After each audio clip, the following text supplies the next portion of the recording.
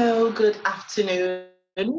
I welcome you all to the third Iydc pre-Iydc webinar session, the month of April. We've been having webinar sessions each month to engage you, our church delegates, throughout the year until we have our main conference in July 2021. I trust you're all doing well. My name is Kale Metal.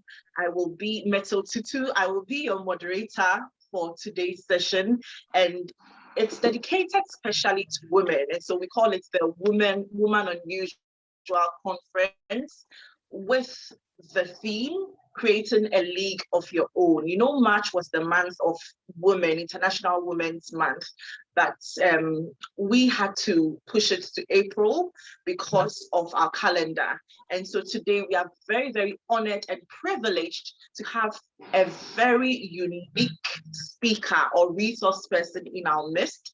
I won't let her out yet. I'll just keep it on the low for now until you get to meet her for yourself. So this event is brought to you by Iydc Global, organizers of the International Youth Diplomacy Conference. It's a conference that brings together youth from across the continent of Africa with the mandate of empowering them with knowledge, skills, and relevance. At this juncture, I'll just take a break and would have a quick commercial. Be right back. Thank you.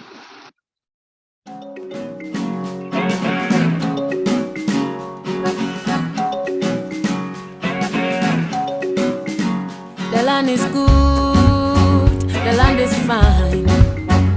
Gold we have, diamonds we mine. Yet we fight, we cover it all in blood. Tell me why we wallow in the mud. Africa, Africa, Africa, Africa, yeah. Mama Africa, we cry for peace. Africa.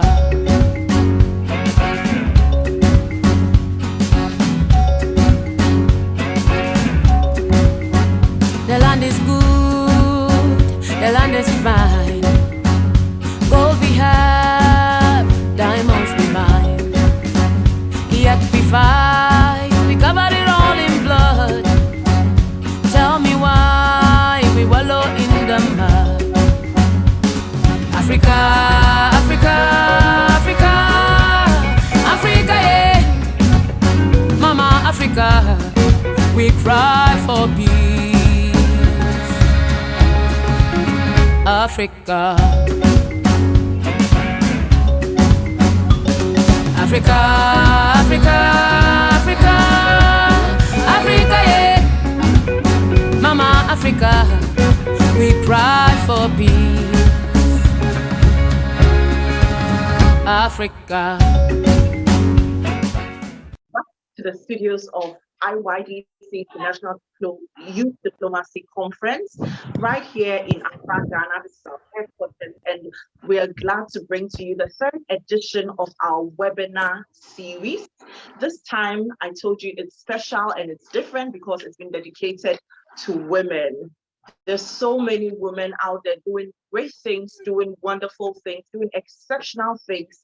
And we deem it a mandate. We deem it very important and very vital to celebrate them. Today, we have in our midst a very, very unique woman. As I said a mandate. Today, however, I would like to be introduced here. However, I would like us to go through our house and flow of this webinar series. First of all, you notice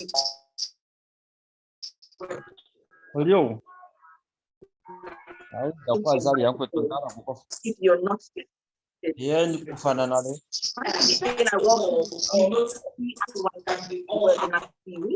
I told you that it's a different one, it's a unique one, it's special because it's been dedicated to women. This is a woman, and I'll think again is creating a league of your own.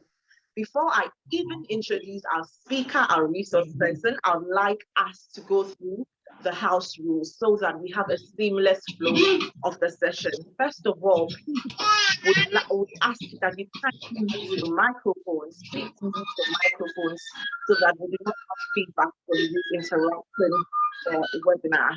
Secondly, if you have any concern or comment, you can kindly put them down in the chat box and it will be attended to. If you also have any question that pops up in your mind, probably when our speaker is presenting, you can also note them down in the chat box, and so that when she's done, allow for our Q&A. I promise you, you're going to have a good time. So friends from all over Africa, West Africa, Central Africa, Eastern Africa, Northern Africa, wherever you're from, I welcome you all. Karibu, bienvenue à tous. Please sit back, relax, and enjoy this time as I introduce our speaker for today. So our speaker for today is a versatile personality. She's a full package on her own. I've followed her for some time, you know, from behind, and I realized she has some very unique, you know, features that will be very beneficial if we youth of Africa listen to her and learn from her. And so amongst our team internally, we sort of shortlisted a number of women we thought would qualify or would be in our league for this conference or for this session. And when we narrowed it down, we knew that she was definitely the one to do this for us today. And we are very, very happy to introduce our speaker for today. So as I said, she's a two-in-one package. First of all, she is a musician. She's a gospel artist, and she comes from Ghana. She sang on several great platforms. Ghana at 60 platform here in Accra, Ghana. She was part of it. She's performed on MTN platforms. She's performed on Women in Worship platforms, or ministered for that matter, and several other great platforms. Growing up, she was a backing vocalist for some of the major artists in Ghana, including Daninete, the late Daninete, and Josh Lai. So that is one aspect of her. The second aspect of her is her career or professional background. And she is the group head of agency banking in EcoBank. And we are from Africa, so we definitely know EcoBank is a Pan-African bank. And she oversees about 33 countries within her job. She has risen through the ranks in the bank, and she is doing such a great job touching the hearts and lives of people through her work as the group head of agency bank with EcoBank. Some of the stuff she does is a bit technical, so I wouldn't go too much into that, because today is supposed to be a soft and, you know, free going, easy going webinar, and so I won't go too technical with us and with her. And so at this juncture, I would like you to join me, put our hands together, give her a resounding virtual round of applause. Let's welcome, no, I'll allow you to unmute for this portion so that we hear the applauses. I don't know if my technical director will permit me to do that. So together, let's give a virtual round of applause to Mrs. Jacqueline Mpare. I hope you hear my applause. I hope it's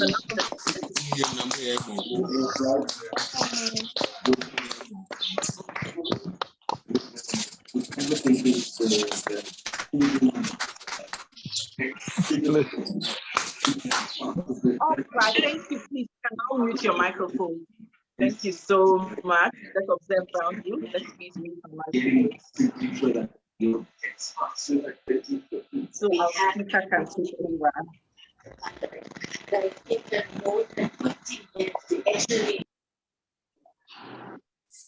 All right.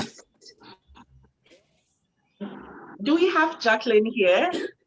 Yes, hi. Hi, Carly, I'm here. Okay. Hello, everyone. Good afternoon, everyone. And good evening to the Southern and Eastern Africans. You're welcome. Thank you so much, and thank you for having me. And thank you for honoring us. Thank you. Thank you. Yes, hello, Jackie. Okay, I can hear you now. Please go on. I think we lost you for a while. Okay, I also thought that I had lost you because I could hear everything, but I couldn't hear you. Okay, so thank you very much, everyone. Good afternoon once again. It's a great honor to have been invited to be a part of this. I am still a youth, by the way, and so I'm glad to have the opportunity. Jackie. So, Kale, are we going to start now?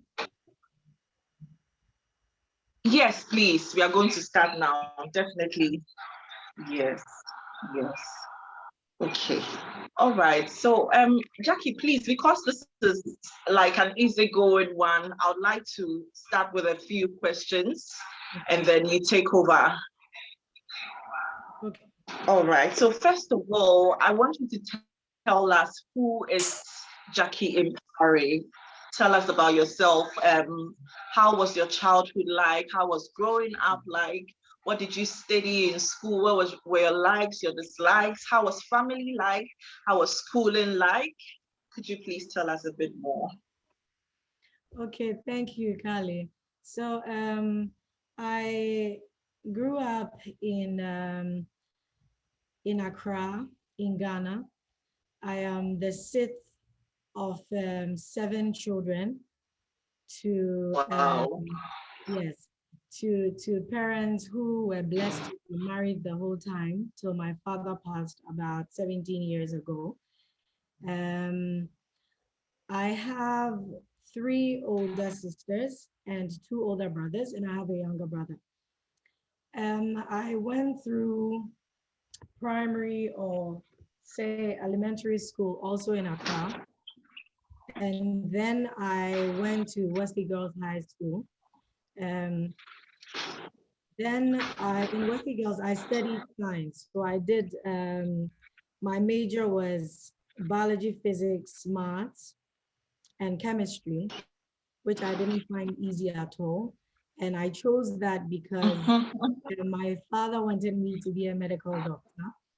And I fancied being a medical doctor as well. But as I grew up, I realized that I couldn't do it. Not because I wasn't interested in becoming a medical doctor. I just felt like the academic work was not something that I could handle. I mean, I would study all right. I would be able to pass through, but it was a real struggle for me. I realized also that I liked book a lot. I liked social sciences and creative arts. And so by the time I got through to the university, I decided to do business administration instead of science. And the decision also was not only based on what I was interested in, because I didn't do too well in the science. It was very competitive. You were supposed to be an A plus student, and I was like an average B student for science. And my father was devastated when I told him I wouldn't be a doctor. He was just chatting to a very good friend of mine who's a sister who went to Wesley Girls with me as well, Dr. Tichua Boche, who today is a pediatric surgeon. So she went on to be a doctor, and my father was so excited he would be all over her when she visited. All right. Thank you so much for telling us about your upbringing and your growing up. It's really interesting. So right now you find yourself in a leadership position where you work and in what you do. Growing up, were there any opportunities for you to be a leader in any way? Because you weren't the firstborn, you were the sixth born, like almost the last born. And so did you ever have the opportunity to be a leader, class prefect, school prefect in any way? What brought about the leadership abilities in you? Can you hear me? Okay, yes, Ale, I can can you hear hear me now? you. I think you're Okay. having a few challenges. Yes, I hear you now. Perfect. Okay, I had muted myself. Yes, we're having a few challenges with our sound. Okay, so So like I said, my leadership started right at home because I was a leader to my younger brother, because my siblings were way older than me, so they were left home. And in primary school and also in church, I'm a Christian. So growing up in church, you would get to lead the choir or some recitals and some yeah, recitals through dance or poetry. And then in Wesley Girls High School, I also became a prefect. And then from there also, I was a leader in university to in one of our choir groups. I actually ran for SRC secretary, but I wasn't successful. I didn't get to do that. And then I moved on to work in EcoBank. And I think after about 6 years in the bank, I was leading a small unit up until I went through the ranks to be where I am today. Wow, wow, wow, wow. That's really amazing. That's really amazing. I just had a feeling you'd have been a school prefect some way, somehow. But you seem to have a calm demeanor, more of an introvert than an extrovert. I stand to be corrected though. But how do you manage to strike the two, leadership, activity, against your calm demeanor? Trust me, Carly, trust me, I am not calm at all. Ah, I'm sure that my good friends are laughing and people who know me. I am not calm, but I am not all over the place either. oh, I think that I try as much as possible to be well behaved, as I have been taught growing up from home through school to all the disciplines that I've had the opportunity to encounter in my lifetime. So I am not necessarily an introvert. I like to chat a lot. I like to get to know people. But I think that to some extent, growing up, I've realized that I do not like a lot, crowd, to be in the crowd. I like smaller groups, and over there I can say all the things that I want to say, laugh, smaller groups. But when it comes to leadership, moving out into the crowd or taking a center stage, I just basically brace myself. I just tell myself okay. that I am there. I need to get this done, and so I get it done. So I'm just goal oriented, and I thank God that I am disciplined, and that's how I get by. But calm, I don't think I am calm. I see. That's nice to know. That's nice to know. Okay, so I'd like to find out. You are a musician, a professional one for that matter. I mean, I have seen you on big stages sing along the big musicians in Ghana. You have music videos on YouTube, and that's a big deal. And you're also a big woman in EcoBank. What's let me put it this way.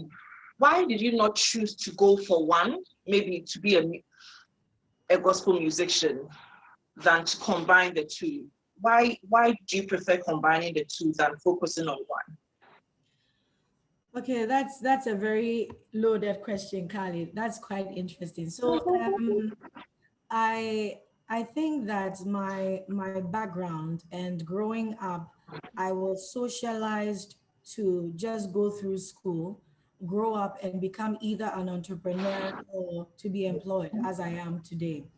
So that is how it has been for me. Okay. For me, I wasn't, even though at a very early age, I was exposed to a lot of music and I've loved music since I was a toddler.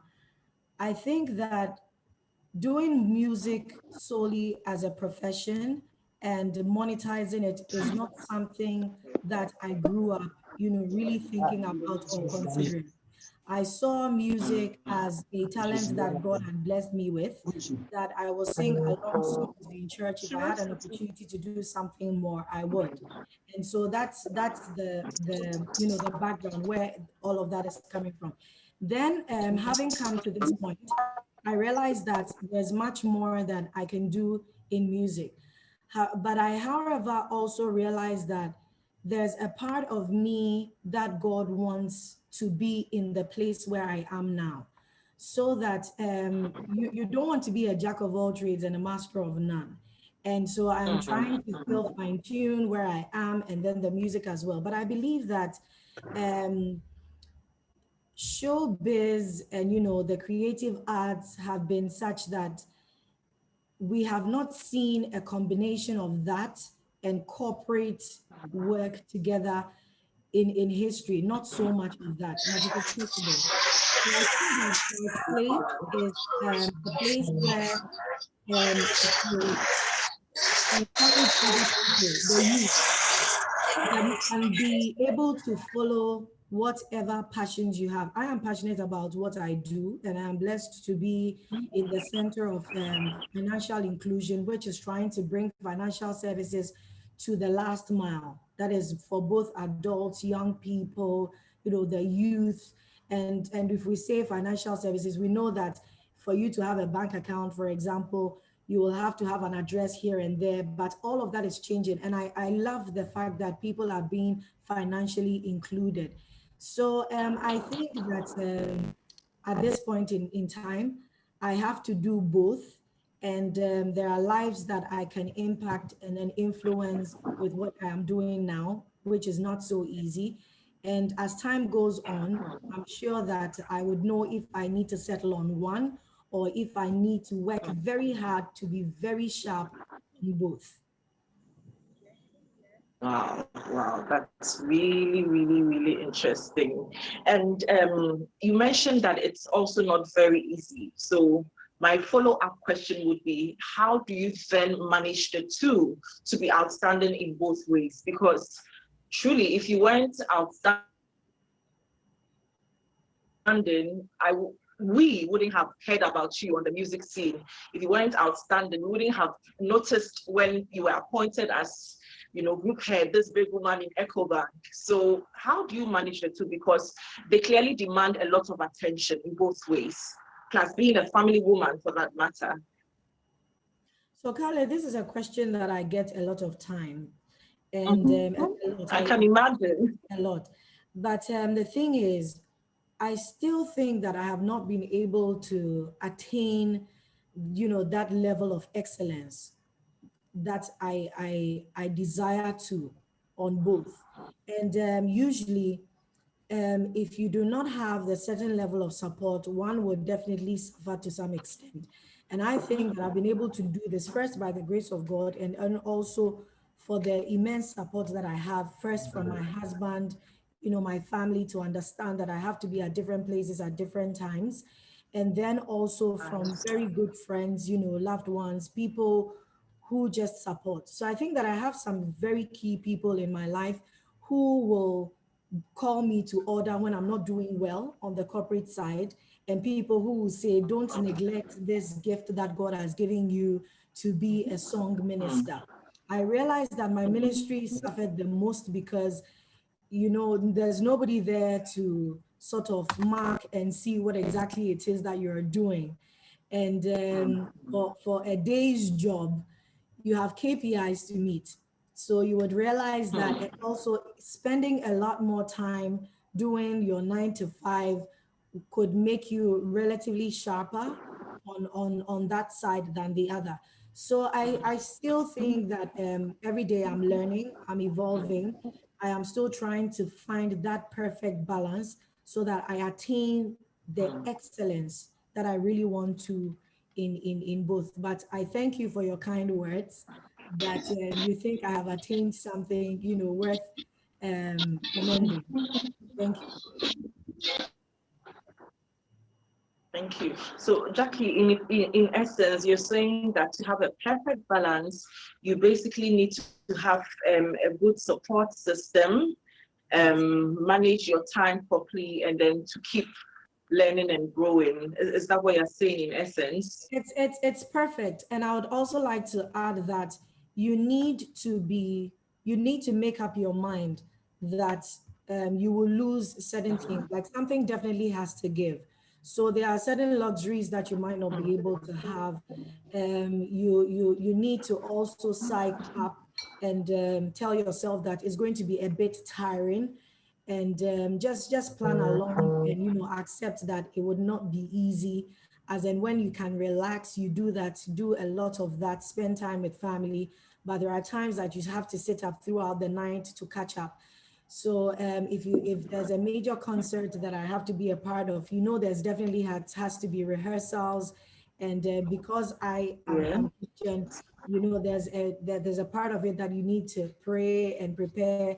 Sometimes you need to fast, and you're going through the weekend working. So it's not very easy. But I think that once you are willing, and you are very passionate about it, and like you rightly reiterated, you have a good support system, it makes it possible. But I'll also say that in as much as you would want to work very hard, take it in your stride. You don't have to kill yourself. When you need to stop, you need to stop. But when you plan very well, I think you'll be able to do all of it excellently. Thank you. Thank you too. Wow, wow. That's really, really, really great. And so, Jackie, I'd like to know, by the grace of God and dint of hard work, you rose quite fast in the corporate world. I believe that opportunities were presented, or you spotted the opportunities, and because you were prepared for them, you were able to deliver when offered those positions. Would you say that there were any challenges or impediments on the way as a result of being a feminine person, being feminine gender, or being a woman? Would you say you had any challenges or impediments in terms of gender? So with my career in EcoBank, I don't think that I had any impediments at all. EcoBank is an organization that promotes equality when it comes to opportunities in the bank. I would say that the challenges that I faced were rather not within the system as an organization, but the system as the world, and the fact that I am a wife and a mother. For me as a young wife, it was not easy for me to leave my young family to pursue my master's in the UK and University of Manchester Business. And I would always, thank my husband for his support. My husband actually did the school search, did everything, stayed up in the night and did all of that. That is the level of support that I have. And when we thought that I should pursue a master's program, it was his idea actually to go abroad, even though we were a young couple and we had a baby. My daughter at the time was about 18 months, just turning 2 when my admission came in and I had to leave. And I remember leaving in tears. I cried the whole time on the plane till I woke up to do my transit.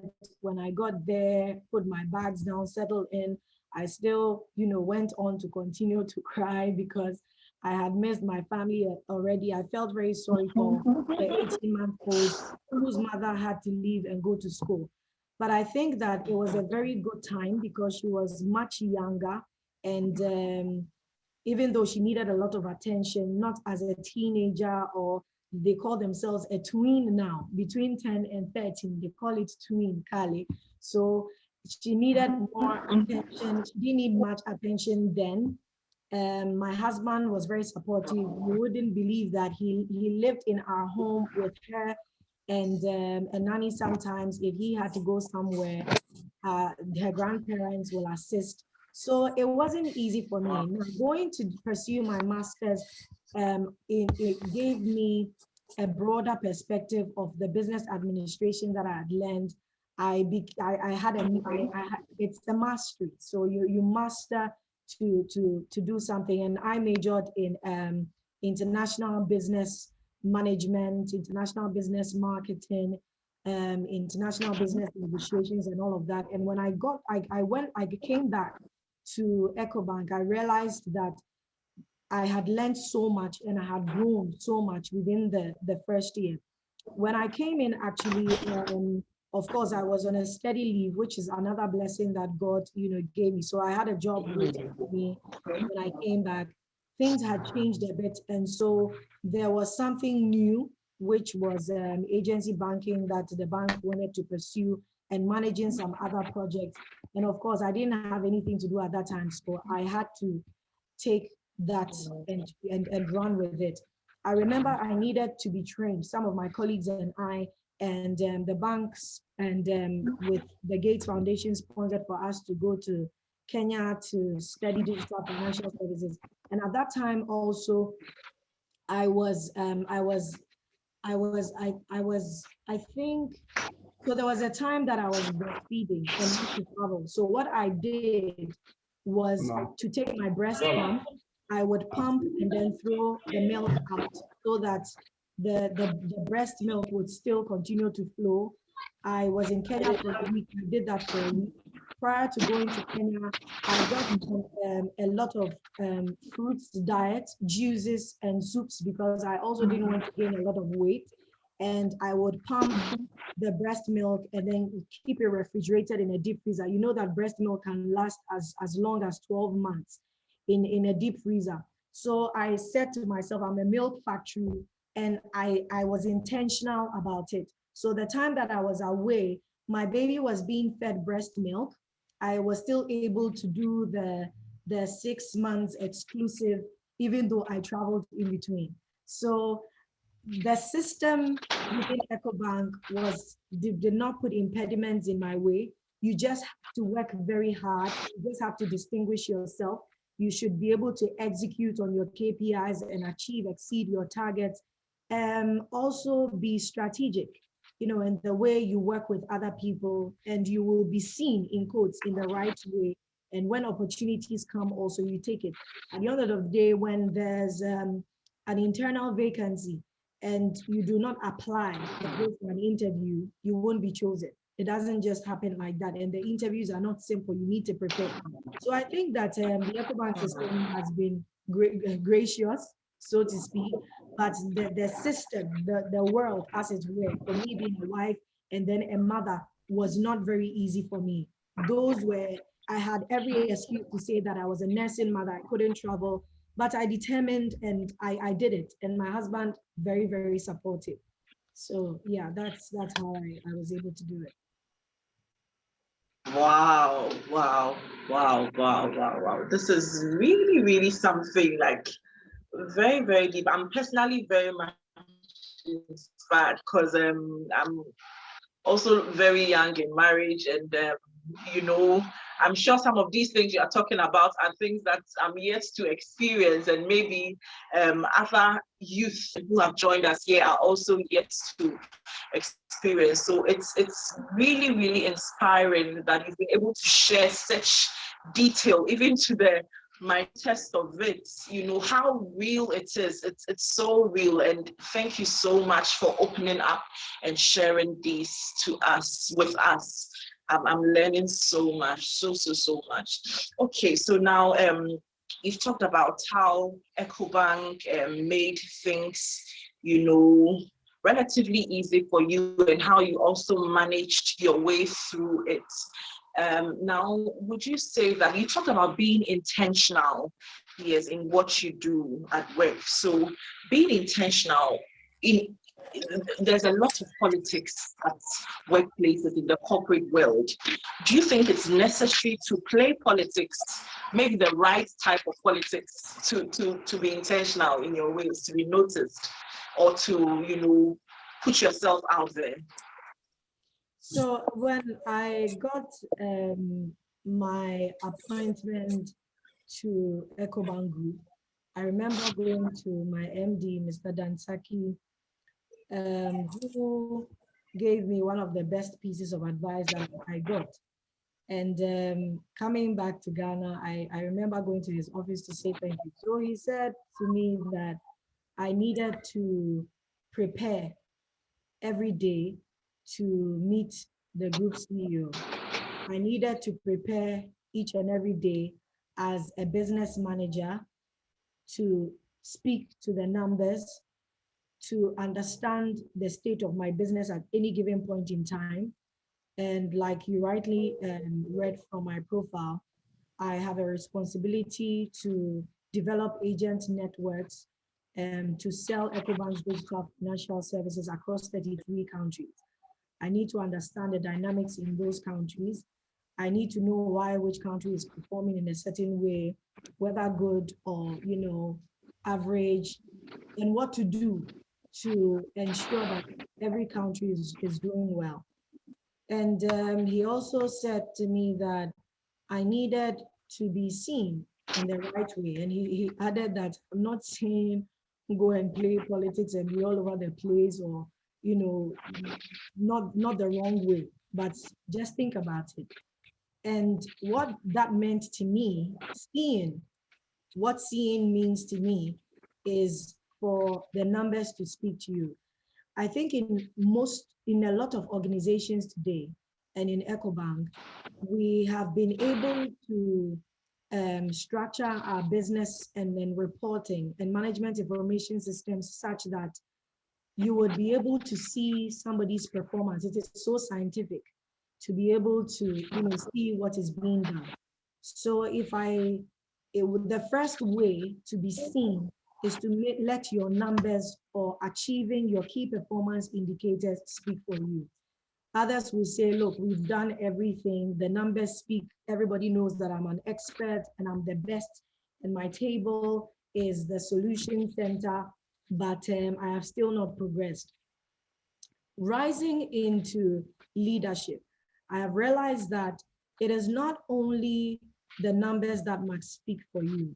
You work in an organization, you work with people, you must build good relationships. The fact that you have been able to meet a target does not necessarily mean that you've done well. Was the target met on time? Was it timely? So people get things done and they don't get it done on time. And so probably instead of maybe achieving something, so let's put it in monetary terms, maybe achieving 10 million, you achieve 1 million. If you are not being critically what's the word? Okay, if your performance is not being critically reviewed, or if you are not doing a self-assessment, you might think that you have done well, but there is still room for improvement. So your attitude towards work and your attitude towards the people that you work with, how you are able to play as a team member, all of that goes into you being able to stand out. If there's a project to be undertaking and there's no ownership, are you able to step up as a leader to just decide to manage it? And how do you do it in such a way that you don't come across as, in Ghana we'll say too known, or lording it your skills over other people, or trying to be domineering. So it's a mix of a lot of things, but the easiest one is for you to be able to achieve your targets. And I would also say that I remember sharing with one of my colleagues and saying that, look, whatever it is that you are doing, make sure that you are the expert. Distinguish yourself and take that expert position in the organization or in your industry. You need to read around the job. You need to read anything that you find, articles, interact. You should be in an organization like this, where you come together to share ideas. And I'll tell you, I learned a lot of things through organizations outside, institutions and organizations outside of the bank. I learned a lot, building network and getting people to assist and share information. So I think that is a mix of a lot of things. Yeah. Wow. You seem to be the perfect example of a leader, knowing when to get it right at what time, because some people, do well on the job.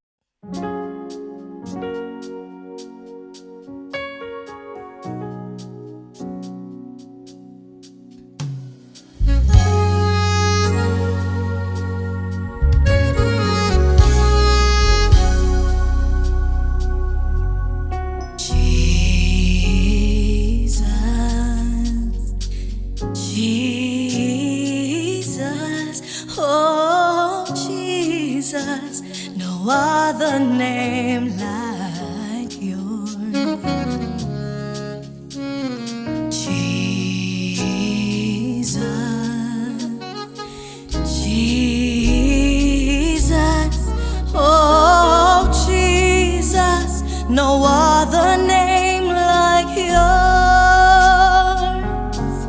You are high and lifted up, Lamb of God, Savior, Redeemer. You are high and lifted up.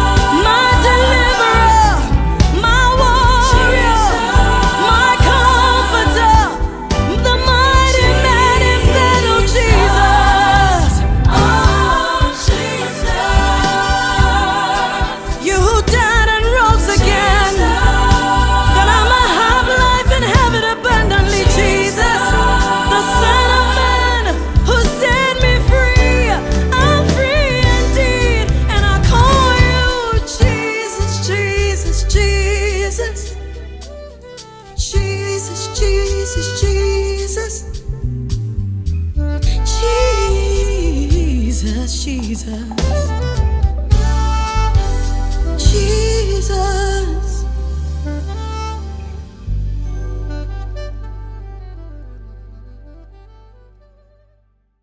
You know, for today is different. Today we want to celebrate you because you are doing so great. You are impacting lives out there. You may not know the extent to which that is happening, but that is how far we've been blessed by your ministry and by what you're doing. So could you tell us what inspired you to write that song? What brought about that song? So interestingly, I I had gone. It was lunchtime at work, and it was an ordinary day. It wasn't even a time where, as a Christian, I was in prayer or in fasting or anything. It was just lunchtime, and I had gone to my car, I think, to get something, and the melody started, just ringing in my head, and then the words just came. So I picked up my phone and then I recorded it, and I didn't touch it until after about a year, and I decided, to have a look at it. And I traveled to do some work in the western region of Ghana, where one of the greatest gospel artists in Ghana and across the world, worldwide, Kofi Anto Koda lives. And I decided that I would get him to listen for us to record. And I was on an agency banking trip. Actually, I had gone to the western region of Ghana to recruit agents. So with what I do, we recruit medium scale enterprises, such as corner shops, and train them to become agents for the bank, where an individual can go and do basic banking services. So I'd gone into the western region, traveled as far all the way to the Cote d'Ivoire, the Ivorian border, so to all the way to Elubu. And coming back, I was very exhausted. And when Koda heard it, he said there should be another part of the song, which should be a chorus. And I needed to do the recording because I really wanted to do it with him. And I didn't live there, so I had to come back. And so I was just praying on my way to Elubo and asking God, can you give me this part of the song that this expert is talking about so that it becomes a complete song? By the time I got back into the capital of the Western region, Takoradi, I had gotten the chorus, and I went to Koda and then we went through it. But it didn't go too well. I remember telling my good friend Calvis Hammond, who is also an eco banker and also a great gospel musician, who is a great source of encouragement to me because he does cooperate so well, and then he's able to do his ministry excellently well as well. And Calvis, I told Calvis that it's NOVDEC. I'm sure that a lot of us are Africans and we know about BEC, the basic exam, and how back in the day you can do the November, December exam. So I did this and it didn't come out too well because I was tired. And to sing and sing very well, you can't be tired because unlike maybe the keyboardist or the bassist or maybe a horns person, your body is the instrument. So the body needs to rest so that you can sing properly. And I had come back from a trip and I was exhausted. So Koda said I should go back and then come. And I said, I can't come back to Takrady. I don't know how I'm going to do this. But he insisted that he wanted it to be better than what it was. And I had an opportunity to go back to get it done. So that's the history about this song. But I always also say that my ministry is evangelistic, where I sing about the saving grace, of Jesus Christ as a Christian, his love, his mercy, his goodness. I tend to see that scriptures about Jesus jump at me, songs about Jesus just jump at me. And so I realized that people sing to encourage others, people sing about faith, people sing about love, but I sing specifically about Jesus Christ. And I think that's how my ministry is supposed to be. That's what God has called me to. So that's the history about this song. So you see, Kali, I got the song on the job while I was working for EcoBank.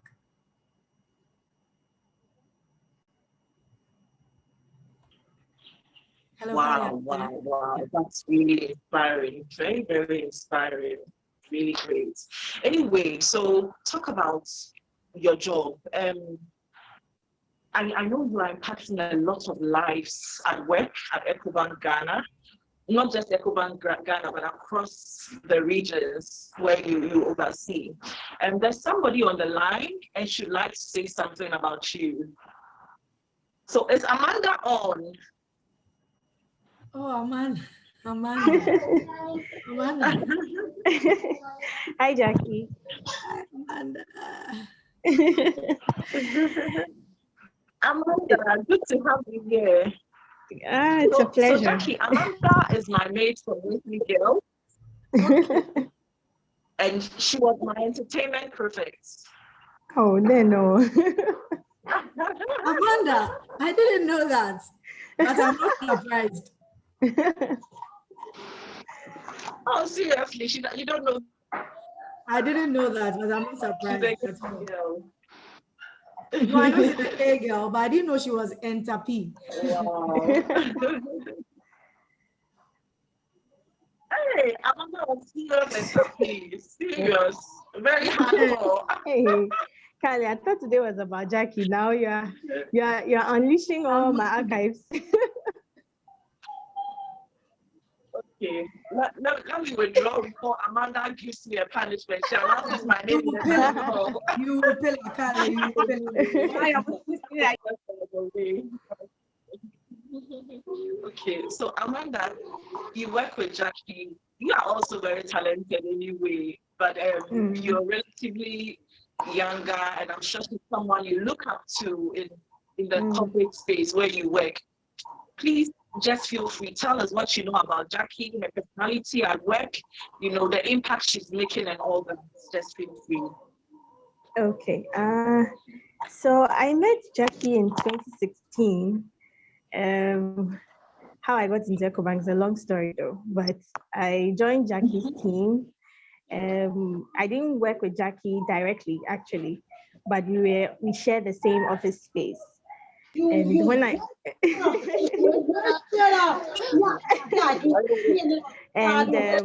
when I started working with when I joined the team, I was the youngest on the team. And I think the first thing that I noticed about Jackie when she walked in, I was like, wow, this woman is very beautiful. And I used to ask myself, how does she keep it all together? Because at the time I joined the team, I had just married newly, and I was pregnant then. And I think she was one of the very first people who actually approached me. It was very, very nice, actually. So she introduced herself to me and asked me how I was doing and what I was doing in the unit. And I told her what I was coming to do. And somehow we just struck a very nice relationship afterwards. And every now and then, I think most of the opportunities I ever had with Jackie was early in the mornings, because she was someone who used to come to work very early. And I always just ask myself, how does she do it? She's a mother, she's a wife. And before you walk into the office, Jackie is already in the office as early as 6 a.m. And she's doing either her quiet time or, she's getting some work done. And those were the opportunities I had to speak with her. And I remember one of the things that Jackie would always share with me that I've carried with me all this while was that she would always say that you are a walking brand. I don't know if Jackie remembers that. That she'd always say that you're a walking brand. And so everything you do, always have it at the back of your mind that you're a brand. How you talk, how you dress, how you carry out your work. And ever since she shared that thing with me, I've always carried it with me along my work. And so I always tell myself, I'm a working brand. I can't mess up. I think the other thing that I also enjoyed doing with Jackie, I think we worked on the EcoBank app project together. And the one thing I've always liked about her is that she would never steal the glory for herself. She always wants to put everyone out there. And sometimes she'll put me on the spot. She'll say something. Even if you don't know what to say something. Amanda, let them hear your name. And she always pushed me at meetings and at work. So for me, she's been an inspiration, and she knows it. And before she left for group, we had the chance to have one of our morning chats once again. And I really learned so much from her. Even though we are no longer in the same working space, and I watch her from afar. I just want to let her know that she's always been and has been a real inspiration to me. And it was very funny because when Kali reached out to me to share my heart, I started laughing because I was asking myself, of all the people in EcoBank, it had to be me.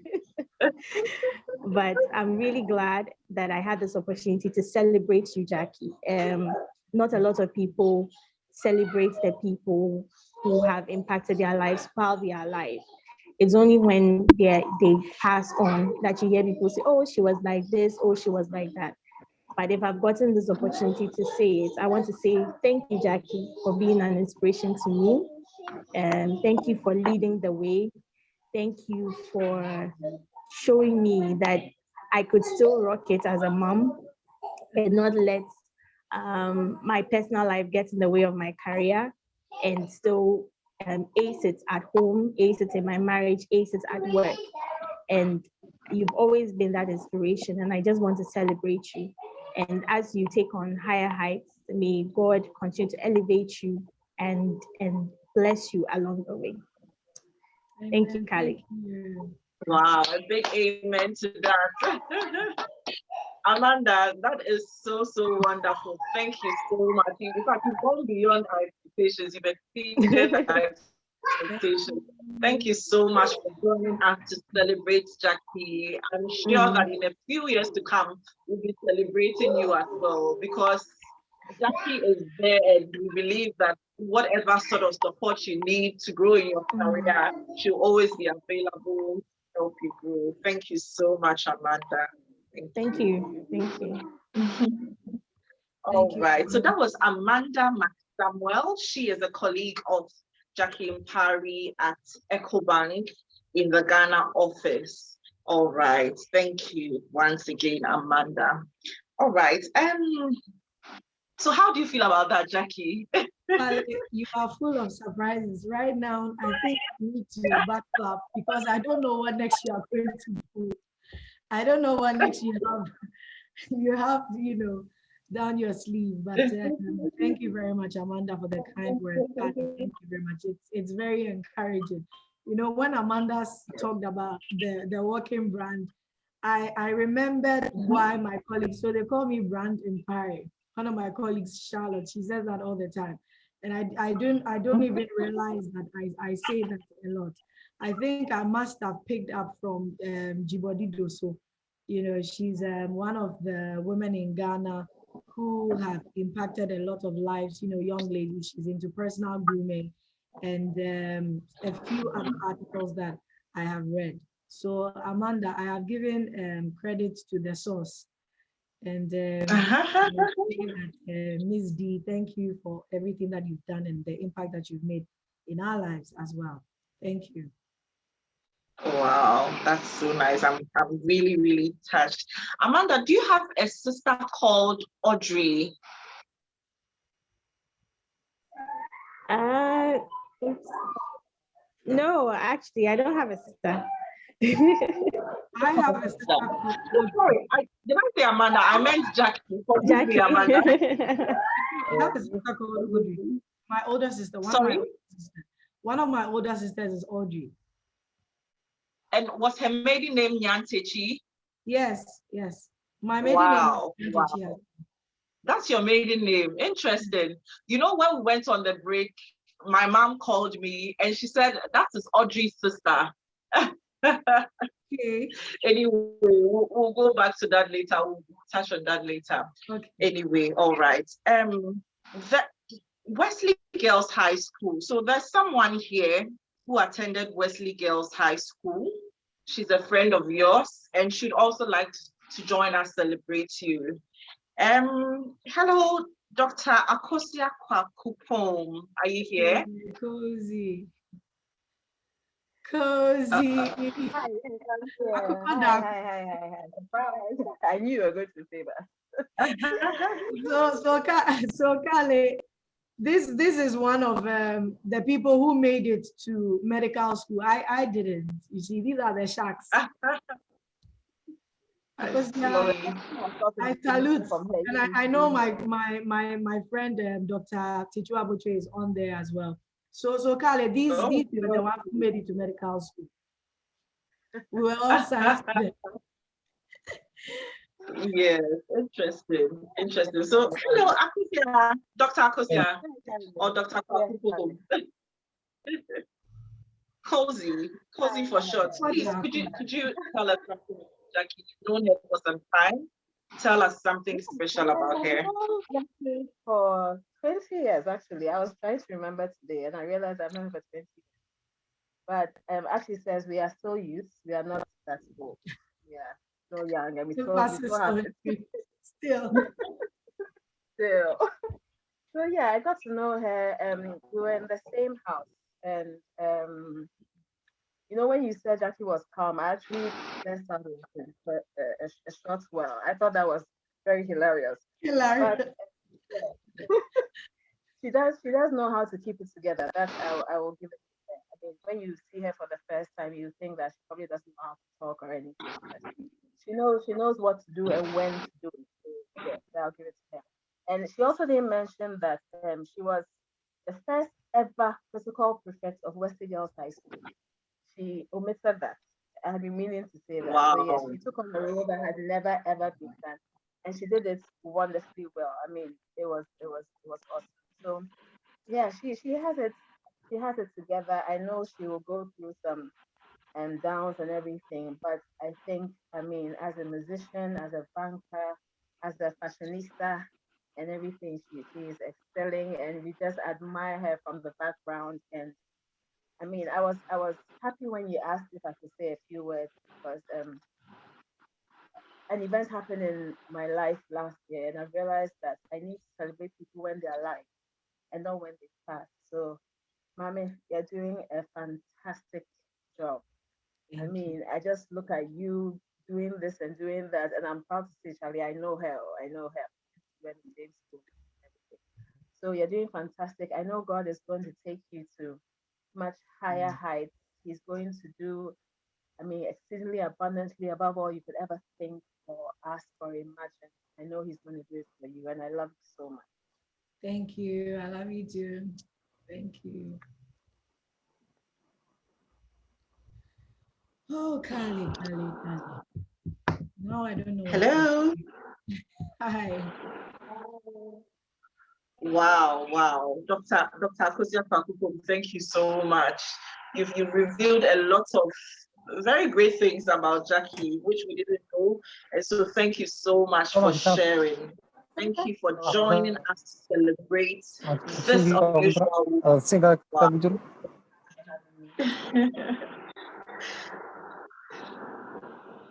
All right. So Jacqueline, we just heard something from two women. One your colleague from work, and then one from school. I mean, positive of what you do. They admire you, they learn from you, and whenever they have the opportunity to support, they do. There's this saying that women are their own enemies and women try to pull each other down. Have you ever experienced anything like that in your life, whether career, whether music ministry, whichever part of your life? Do you experience that? And if even you haven't experienced that, whenever you have the opportunity to break that ice or to break that myth, how do you go about it? Oops. Okay, so I think that it is something that has been said. I grew up hearing this a whole lot. And I remember reading something that there's a certain species, when you put a bitter one next to it, the other one is green. So just Wow, so basically to say that when a woman feels that another woman is better in any way, she turns green with envy. I would say that I've had a lot of that. I have experienced, opposition, at different points in time in my life from women. But I think that men do oppose women at times as well. I have experienced a man opposing me before. And so it's not just women. We probably highlight that of women because naturally women are more emotional. Women tend to hold on to things, and women tend to, want to go the like the American would say the 9 yards in an argument and in everything. But when you have a man opposing you, that can be also very difficult. I think what you can do to brave the storm is to stay focused, because sometimes the other party might not be willing to play ball, as in want to have a conversation or want to even get to know you. In life, it's not everybody who is going to like you or appreciate the person that you are and what you do, which is fair, which is fair enough. But I would say that you need to stay focused and you need to do the right thing. There's no need trying to get back at that person. You need to be wise, making sure that you're doing the right thing. And let me make this very practical. So, for example, if you're in an office setting and you have somebody opposing you, what I think you need to do is for that thing to provoke you, that attitude to provoke you to even do better. If there are rules of engagement at the workplace, you need to make sure that you are following it through, because people who might not like you would be able to pin you down with something that you did wrong or not having done due diligence. So I think that in situations like that, and I would not, say that it was not painful at certain points, because you will feel like I didn't do anything wrong, but that's what you think. You never know how you have offended the other person as well, or what you might have done at a certain time, which you didn't even realize that cut through the person's heart, and the person decided, I'm going to get back at you, I'm going to be even. What I would say to you is that stay focused, let it provoke you onto good works, let it get you to even do better. If the person is a colleague, just stay focused. Make sure that you are the expert in that environment. You see, there are some times, and for me as a Christian, I would say that even the Bible says that if a man's ways please God, he makes even his enemies to be at peace with him. And what this means to me practically is for you to do the right thing, like I said. And what is the right thing? You see, doing the right thing is, it can be a bit subjective, but across the world, we know that it is good to say thank you. It is good to say sorry. It is good to be in places early and on time. It is good to keep your promises delivered. Just do those things, those basics. When you see this person in a meeting or somewhere, no matter what they do, you don't have to get back at them. And let me share this with you. I used to, try to correct, and my husband is one of that attitude the next. Whenever there's an issue or there's a conversation going on, and there's something wrong, or I feel that I've been slighted, or I feel that the impression is not correct, I will try to set the record straight. It's not necessary. In meetings, in whatever relationships, sometimes it's not necessary. I would say that you need to be wise enough to choose your battles. And you can do this, reading books, just looking at people who are your mentors, whatever your creed is, what does it say, and then just follow through that. And I've realized that lately, even in meetings, when there is something that I know and somebody is going wrong, I would not cut in. I have learned to listen. And I learned this from two of my bosses. So the first, Orekwesari, who basically trained me when I was in Ghana. And then my boss, who's just gone on pension, Madam Ronke Wilson.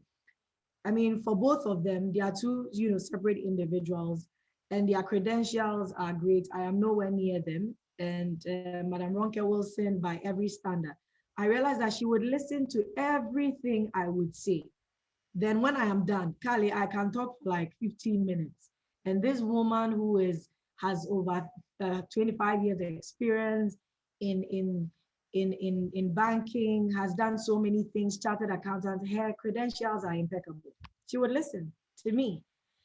And when I'm done and there's something that she needs to say, she just says it and says, well, this is good, but we could also do it this way. And she so gracious. She would listen to me. If you know the person she is and her credentials, it's amazing that she would even give me audience. But I learned that from her. So what I would say is that you can get this opposition, but trust me, when you are doing the right thing, and I said right thing is very subjective. What is the right thing? Whatever office you find yourself, the discipline you find yourself in, there are rules of engagement. Make sure you are aligned. Make sure you are doing the right thing. And you have to be politically correct. And what do I mean by that? There's a place that you are in, there's something you need to tell a colleague, especially if you want to critique something. There's a way that you talk to people. That the people, not to try to please anybody, call a spade, but there are ways of communicating. And this you may learn over time. So in summarizing, I would say that yes, there's opposition from women, and we say that a lot, but try a man opposing you, and that is also not easy, or anybody or anything. I would say that keep your eyes on the ball, because it's a form of distraction. Imagine yourself in the midst of the sea in a ship, and all of that load in there. You need to just send it out. You need to just take it out so that it's lighter for you to move ahead. When you get distracted, get emotional. We don't work with emotions. I saw a post which I thought was so cool. She said that I don't do drama, I do business. So this is an entrepreneur, a young entrepreneur who is doing very well in the city of Ghana. And I thought,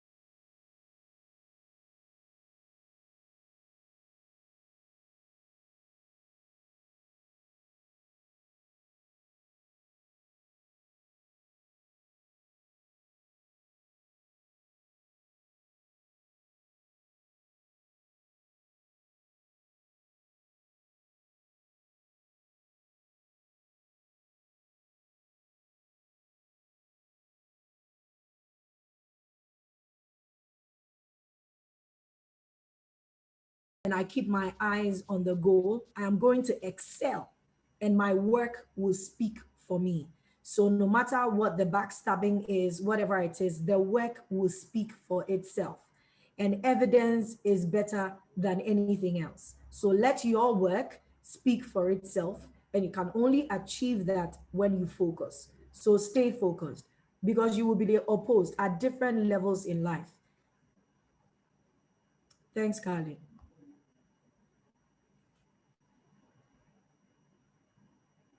Carly, you are muted. Hi, everyone. Carly, you are muted. You shared with us. Okay. Oh, hello. Yes, I can hear Can you you hear now. me? Yes, I can hear you now. Okay, all right. Okay, great. Jackie, these are very, very, very deep things you've shared with us. Somewhere else, we have to pay like some $1 million to hear these from people. So thank you so much for sharing these real life facts and experiences we need to know as we climb up or as we go about our duties in the corporate world or in our career path. Very, very, very, very great. Thank you so much. I seem to have a gentleman as well on the webinar session. In fact, there are so many people that I know have joined because of Jackie. And that shows how much of a great person you are, how much you are celebrated. And we are excited we are hosting the celebration day for you today. So do I have Mr. Mpare here? Do I have Mr. Mpare here? Hello? Hello. Hello? Yes, hello, now I can hear you. And yourself now. Hello? Hello, now I can hear you. Mr. Do you hear me clearly? Yes, I can hear you clearly.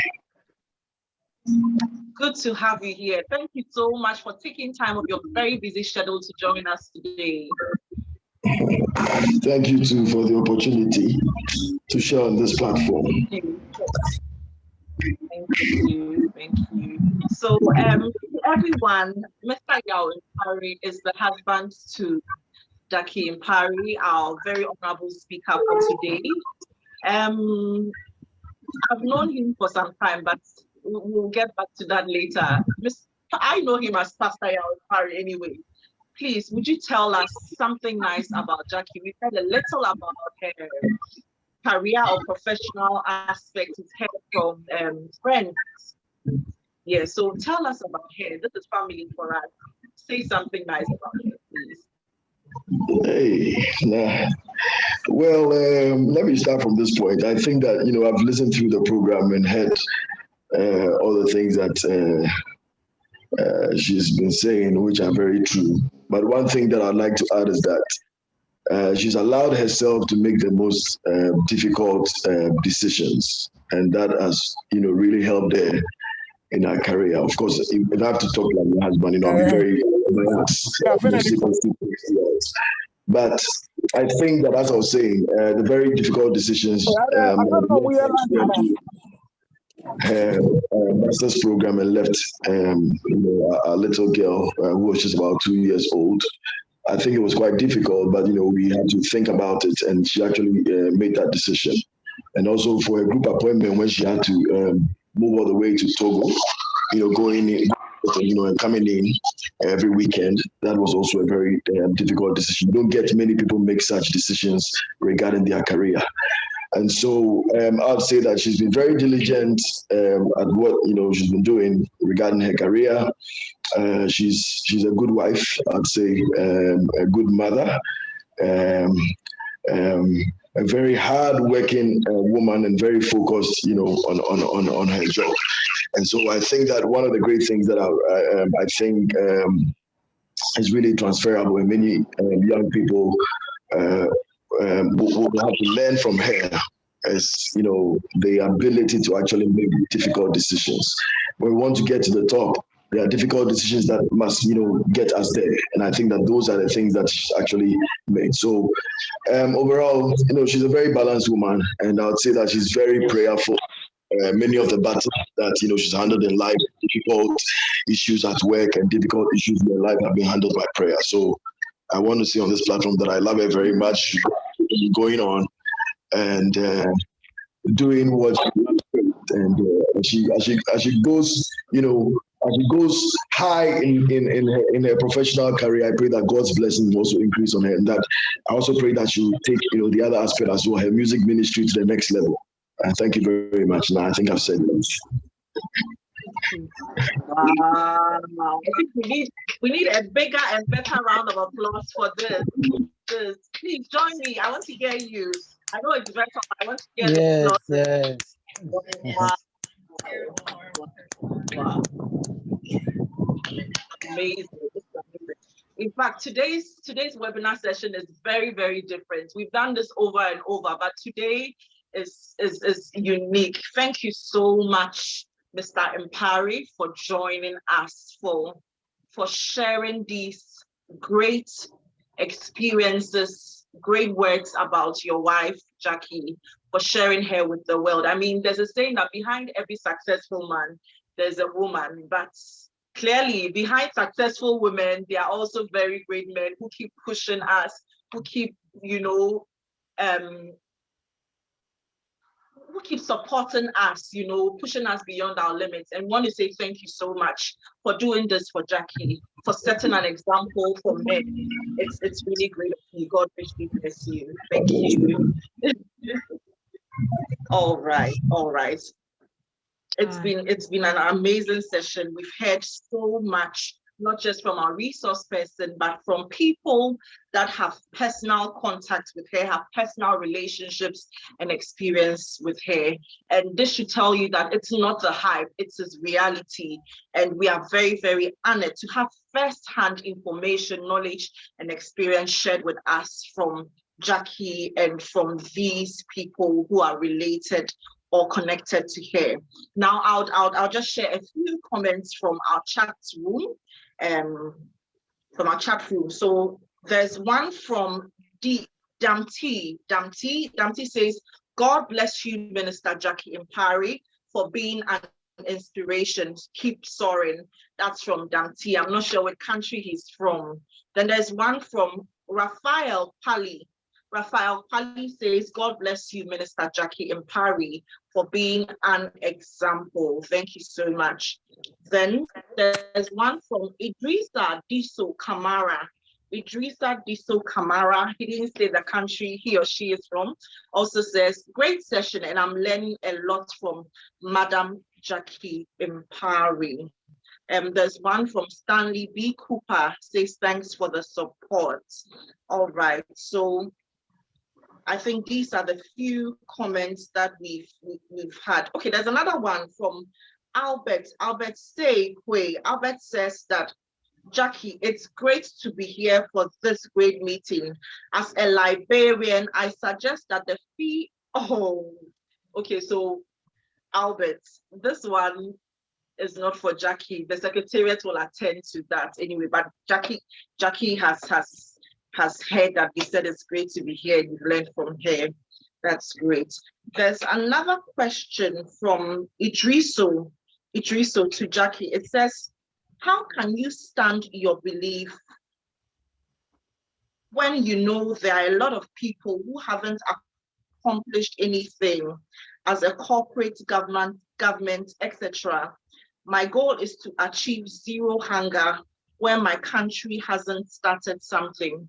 Let me take it again. So Jackie, this is from Idriso. He says, how can you stand your belief when you know there are a lot of people who haven't accomplished anything as a corporate entity, as a government, etc.? For example, his goal, that's Idriso's goal, is to achieve zero hunger where his country hasn't started something. Idriso, did you say you're from Liberia? I'm not sure I got that, but Jackie, please, I don't know if you can make something out of Idriso's question. Okay, so why don't we break the question, Carly? Can you read the first part of the question? From Sierra Sure, Leone. Idris certainly. from Sierra Leone. Okay. Idris So, from Sierra Leone. Okay. so what's the first part of the Okay, so question, please? sure. So the first one says, how can you stand your belief when you know there are a lot of people who haven't accomplished anything? For example, a corporate entity or government. Okay, so how can you stand your belief? So your belief as in your Yes. creed, as in, whether you're Christian or Muslim or atheist or whatever. Okay, so I think that in response to Kale, your question regarding opposition or obstacles that have been in my way, I said that you need to focus. You see, there would be oppositions and then a lot of things, but you will have to determine what the end will be for you. I know that especially in Africa, there are some countries where because of wars and, certain things, political unrest, here and there has caused, us to lose foreign direct investments and some level of education and then all of that. But in the midst of all of that, there are also examples of people who have been able to emerge. And whether you believe in anything or you don't,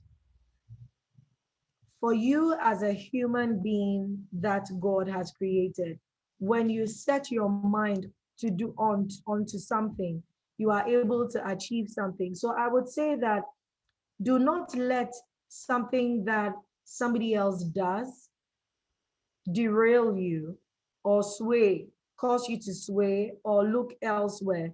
Just keep your eyes on the ball.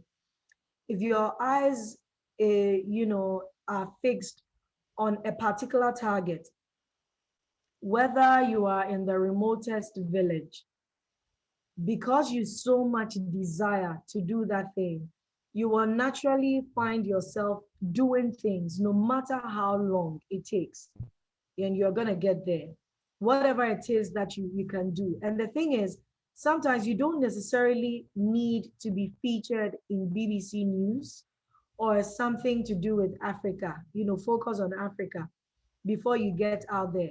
The people that have been featured, ironically, are people who have been doing things in the remotest parts of this world. And how did we find out about them? Today, there's social media. You might not necessarily have the wherewithal or the access to social media, but there's definitely going to be that day when you keep on doing this, when somebody visits from somewhere who's on social media, takes a shot, and you are out there in the world. So I would say that just stay focused. Just stay focused, because you see, being upset with government or being bitter about something, it just drains you. It takes away so much. When you are upset, you are not able to think clearly. But when you are able to relax and try to painfully and reluctantly push those things aside, you will be able to achieve something for yourself. So I would just say stay focused. Stay focused. Whatever it is that your belief is, just stay focused on that. I am a Christian, and like my husband says, I pray a lot by the grace of God. I study the word of God. I listen to motivational speakers. I listen to pastors. I listen to experts, a whole lot. And me being a Christian and knowing that I have the Holy Spirit living in me, it directs me. People have asked me how I took certain tough decisions. And thank you, Yao. And I love you very much, right back. I can't do this or I couldn't do this without you. Even this, Kale, he set it all up me. But you see, some of those tough decisions, when you are taking them, you are afraid. But the only reason why I'm able to take those decisions confidently and with peace is because of that which I believe in. So Idris, it comes back to belief, which is Jesus Christ, which is me being a Christian, because I've prayed about it and I have peace and I know I can move. There are certain things that I've also had to let go because I didn't have that inner peace in me. Even if you don't know how to pray or whatever it is, there's this peace that you get when you know that you've taken the right decision. So Idris, you just stay focused. Just make sure that the things that people do might hurt. You can cry a bit. You can be upset. It's okay. It is your due because they did something that was unjust to you, and they did something that was wrong. But please rise up, wipe your tears, or shake off the dust, the pain, and then move on. That's drive for perfection, for focus, to attain that thing. Just imagine yourself just reaching out. And every day you take a step, you get closer and closer to that thing. So that's what I'll say. Carly, what's the second part of the question, please? Was a conclusion to the question, and it says that his goal, Idrisu said that his goal is to achieve zero hunger in his country, Sierra Leone, but his country hasn't started anything related to that. So Idrisu, that means that the country has been waiting for your birth. You were born, the country has been waiting for you to grow up to this point, and the country has been waiting for this desire to be birthed out. Now, Idrisu, you need to let that desire be manifest. You don't need the United Nations or EcoBank or anybody to do anything. If you want to stop hunger, there's a place to start. I'm sure that you have a backyard and you eat tomatoes. Will you be that person that is known for tomatoes? Sierra Leone is beautiful, has great beaches, and there's fish. So what are you going to do with the little that you have? A subsistence farmer can become somebody who owns acres and acres of farms and get into tomato production. So start something, Idrisu, start something. The change starts with you. Oprah Winfrey said that the change that you want to see starts with you. So Idrisu, not every individual, not every youth in Sierra Leone has this burning desire, has this vision, has this big dream that is like almost like a nightmare that keeps them awake and wants to see hunger end in the country. Not everybody. It means that God has put this in you, and because you have this, is going to work better than if anybody tried. Don't wait for the government. You are the government. What is the government? It's made up of people. So Idris, we'll be here cheering you on. We will be here to support you however we can. So we're saying that go, go, go, Idrisu. Start with the little that you have. We are talking a lot about being agile, especially when you talk about projects in technology and all of that. I think that that word agile can also be used in any industry, any corridor. Just start with what you have. Let's not wait for everything to be perfect before we move. So Idris, we will be looking out for you and the news in Sierra Leone and across the world. Isn't it, Carly? Yes, definitely, Jackie. We'll be looking out for Idrisu, and I'm sure that one day he'll come up big and we will celebrate him as well, just as we are celebrating you. All right, Idrisu, I believe that Jackie has more than addressed your question, and you've learned a lot that you're going to apply or you're counting on you. So Jackie, there are more comments. There's one from Somalia. That's from Naima. Naima says, we appreciate your speeches. It was so helpful. Your speech was so helpful. That's Naima from Somalia. And Ambassador Cherino Musire says, this is a very important session. I'm so happy to be a part of this program. Then this is from Jonathan Cynthia Chioma to everyone. I'm sure she's from Nigeria. He's from Nigeria. Says, God bless you, Minister Jackie Mpare. Thanks for the amazing education and speeches. And also, this is also from a Zoom user. He didn't identify himself, but he's from Ethiopia. Thanks for this great speech. I really appreciate it. Keep it up. The next one is from Echia Bwedi. Echia Bwedi says, I pray that we get great men like you, Daddy. I'm sure he's referring to Pastor Mpare. I pray that we get great men like you to push us attain greater heights in our careers and in our salvation journey. God bless you, Pastor and Minister Mpare. That's from Iydc to everyone. Now, the next one is Maxine Toto. Hey, Maxine Toto, I hope I got the name right. yes, Focus Max. and determination is key indeed. Great insights. Then Idrissa responded to you, Jackie. Okay, so now Idrissa responded. Idrissa said, "This is positive for me as a young person, and I will always be that focused young gentleman as you have advised, Madam Mpare. Thanks for giving me that hope to build my belief again in making my decisions." That's from Idrisu.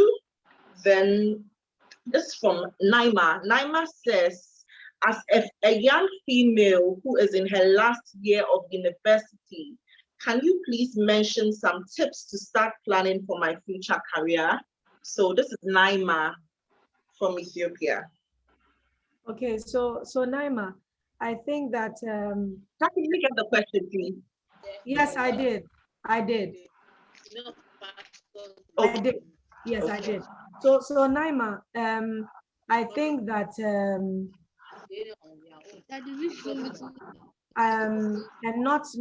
not in any bad way. We appreciate what our African leaders have done for us, and I am a product of education in Ghana. But you know, I think that we have been socialized in a way that we look forward to getting a job rather than creating jobs. And that is why we have a lot of graduates in many countries who do not have jobs.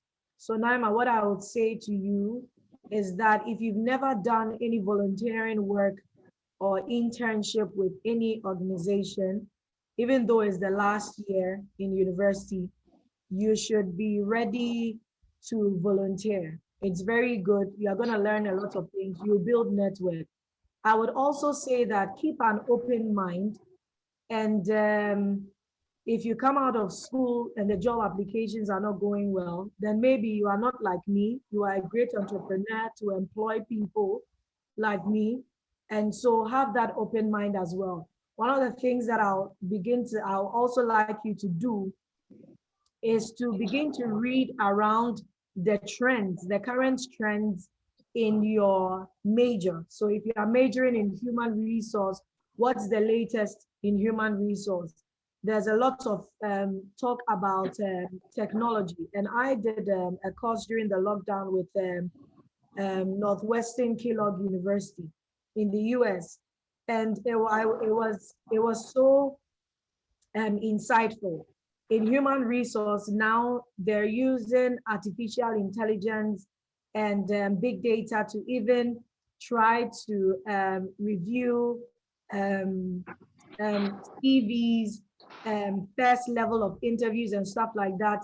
For law, there's a company that is from, I think, Israel, established by some Israelis who review documents, and is done within a short time. Technology is a place that right now cuts across all disciplines. And I think that read around current trends in especially technology, artificial intelligence, big data, in your major.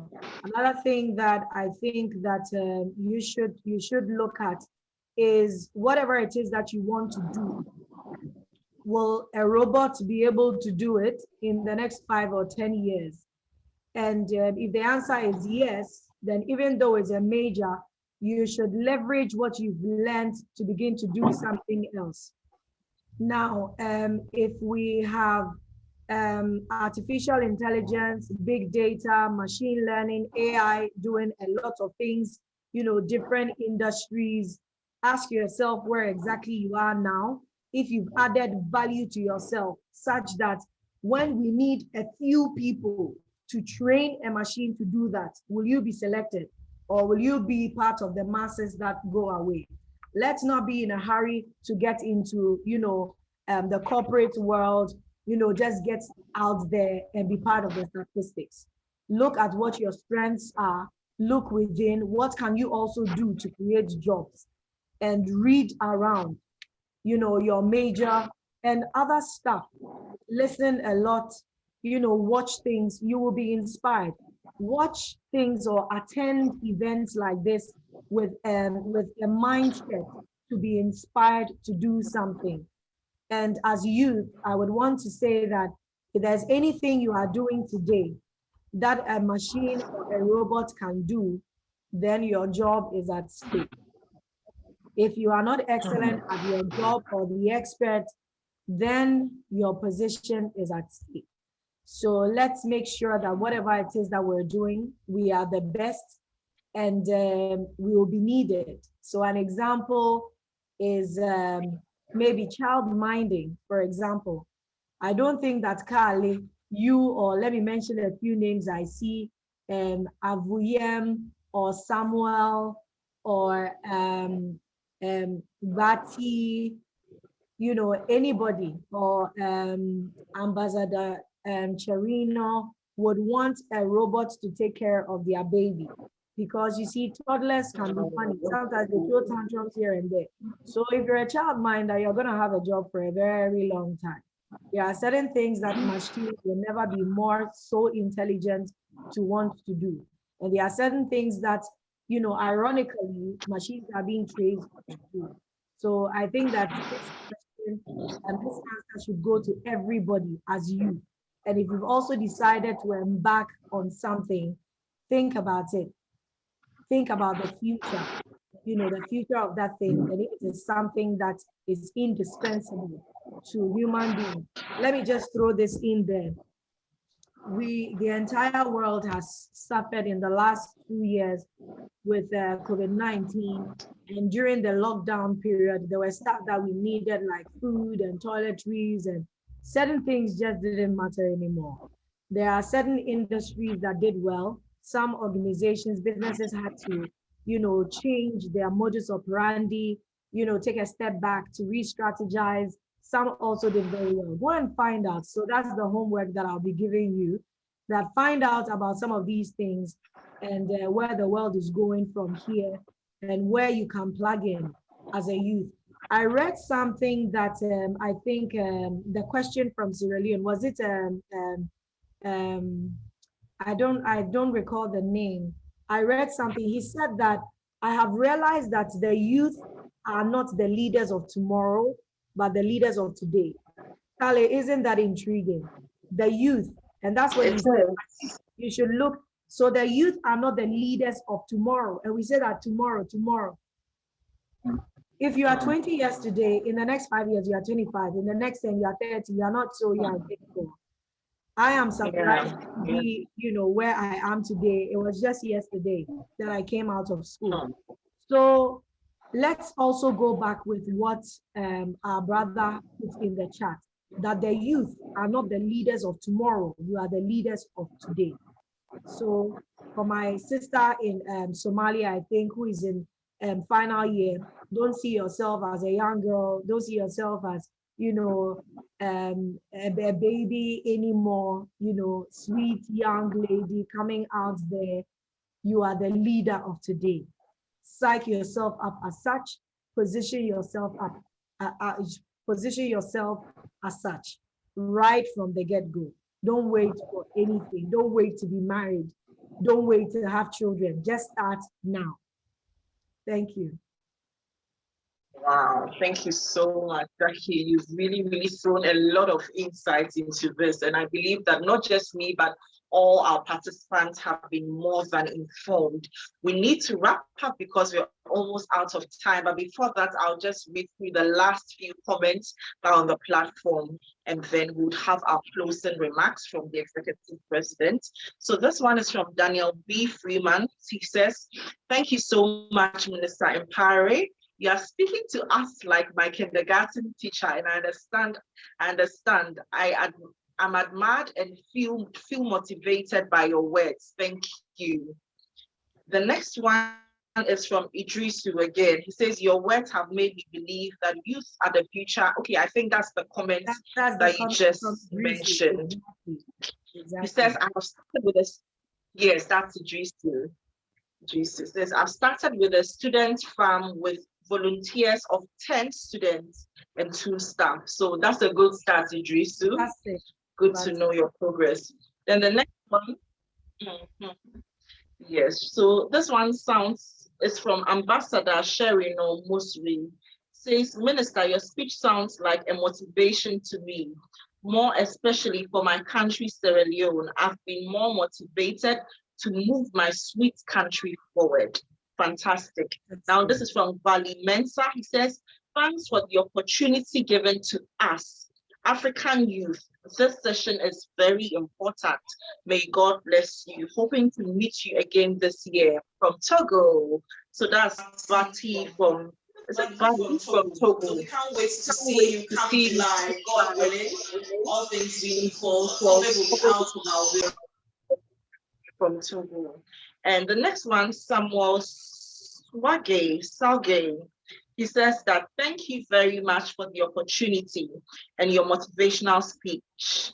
From your speech today, I have added another knowledge to my ideas and I have learned how to work with others. Wow. He says, if African youth will be much greater or mark Africa as a great place on earth, it is us, the African leaders, who need to make the change. And it's now time to start working on things. This is from Samuel in Liberia. Then the next one is from Reginitia Abaya. Reginitia Abaya says, yes, I agree with you, Jackie. The world is changing rapidly, and there's the need to upgrade ourselves, learn new skills so we can stay relevant now and the years to come. Thanks a lot, Jackie. It's been inspiring hearing from you. Then Samuel, for the last time, says, thanks a lot, Jackie. It's been so inspiring. Thank you very much, everyone, for staying through almost 2 hours. You've been very, very wonderful, a very wonderful audience. I would like to give you a resounding round of applause. Thank you for your patience.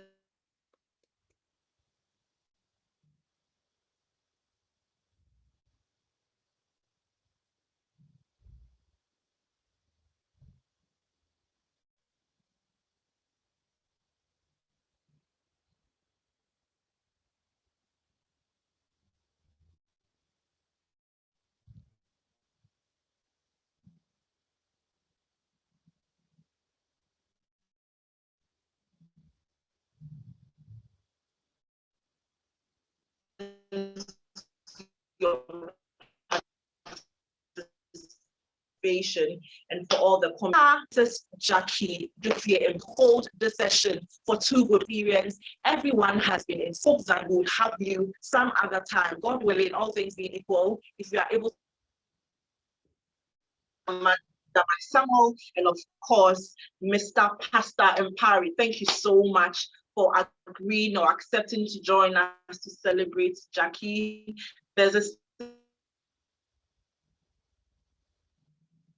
saying that the more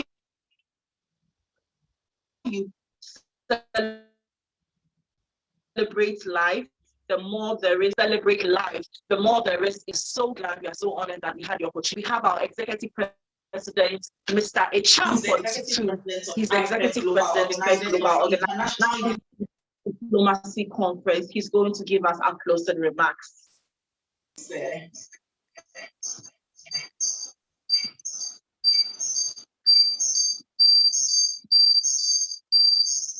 Thank you so much, Nado Kali.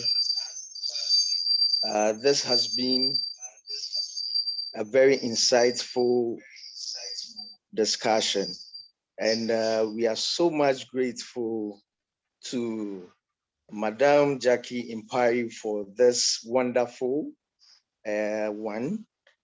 It has been very informative, interesting, full of surprises to the extent of making the session a gihe one. I think the Absunians will we would advise ourselves, and next time we would also come in. Madam Jackie Mpare, we are so much grateful to you for this time that you spent with us. You are a very busy person, and for you making such a time, it's really an honor for us as youth of Africa, as Africans in particular. We are also very grateful to Pastor Mpare for also making time out of his busy schedule to be with us, Dr. Kwakupome, Amanda, and all who joined to give remarks. We are so much grateful, and God richly bless all of you. Participants who join us across from all around Africa, we are also much grateful. Within the IFED Global fraternity, we are so much grateful. You've always been following us, and God richly bless you all. We are also grateful to others who joined and have now joined this platform. This particular platform is the International Youth Diplomacy Conference, being as a conference that brings young people together to mimic the United Nations General Assembly and also undergo a lot of capacity building.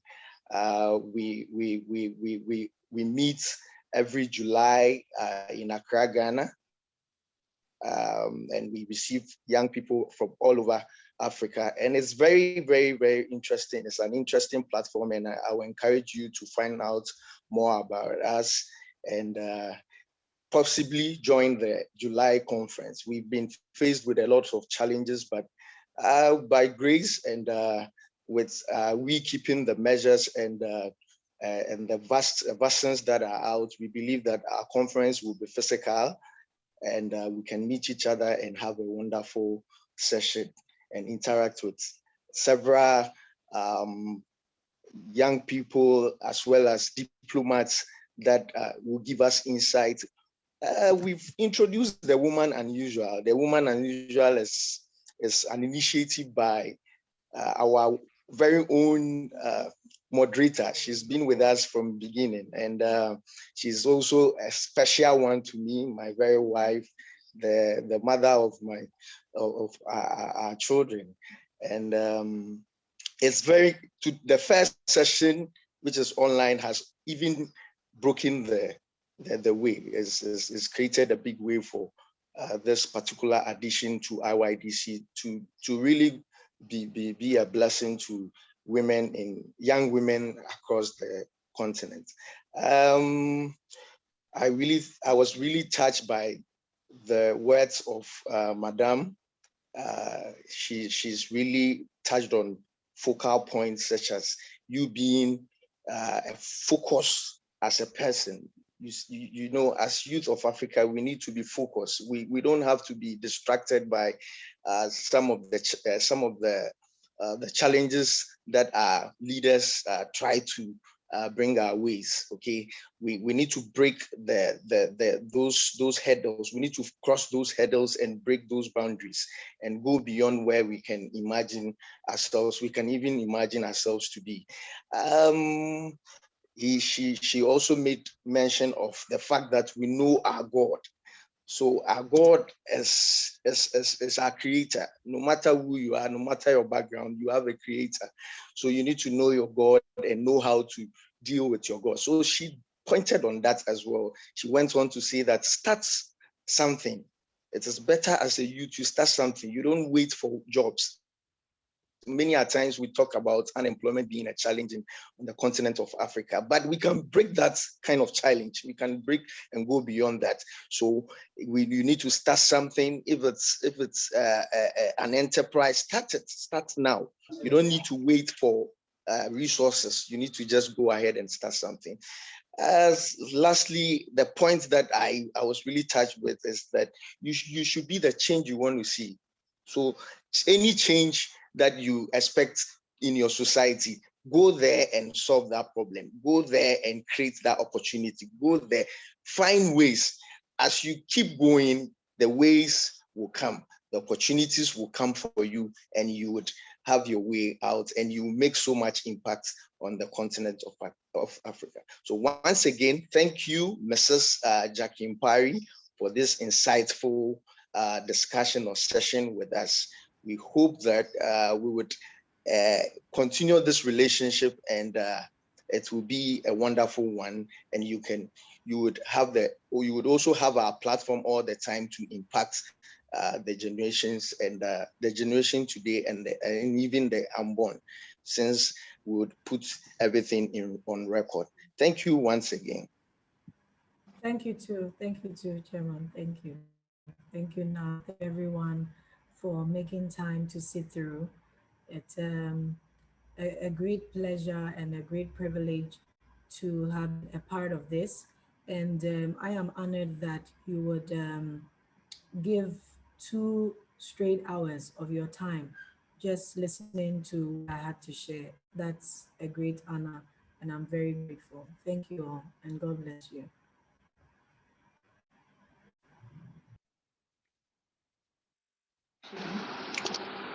Thank you so much.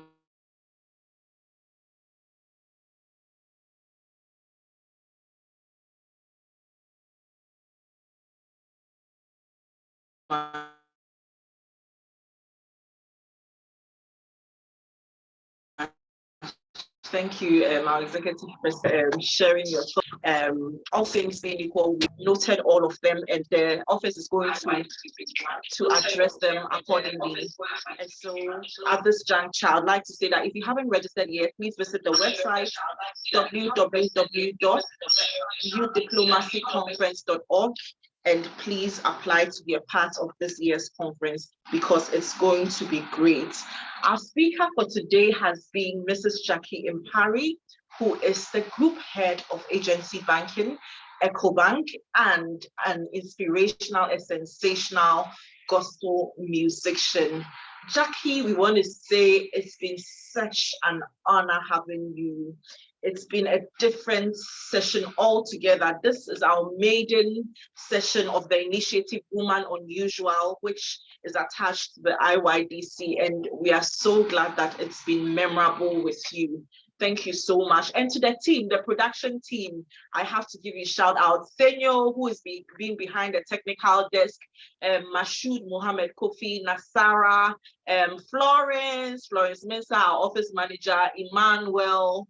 All of you have been amazing. And Lani Africa from Nigeria, that guy has been pushing us to have Woman Unusual, and it's finally come to pass. So thank you all for your support, all the participants, all the delegates, to those who came in one more time. And to Jackie, thank you so much for having us. This is just the beginning of a great relationship, and we promise to keep that relationship and have you impact more lives on our platform.